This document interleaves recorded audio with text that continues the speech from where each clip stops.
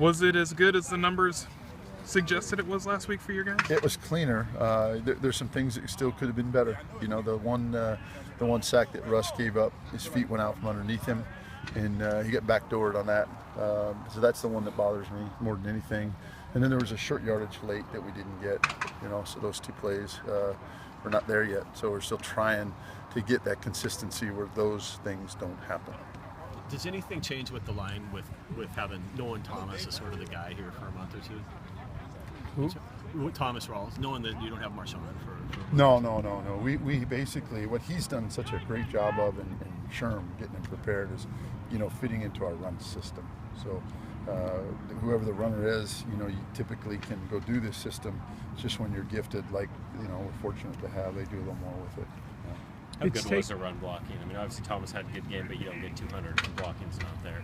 Yeah, but you know, the receivers did really good, and the tight ends, those guys, you have to give that group some credit, because we were consistent up front, which is a big plus, but where we were at on the perimeter at tight end and at receiver made a huge difference. That's how you get those big numbers. How much closer is the consistency of your line now? We're kind of inching our way there, you know, as we go. So just still keep kind of pounding that rock, trying to get it cleaner and cleaner and cleaner. You know, the penalties, you'd like to get rid of the false starts.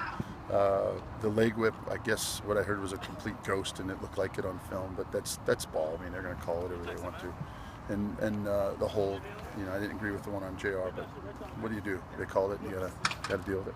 It was obvious what you were trying to do with Drew Nowak early in the year, but do you kind of wish now, the way Patrick Lewis has settled the line, that you went to that earlier? I mean, hindsight's easy now, you know, to say that.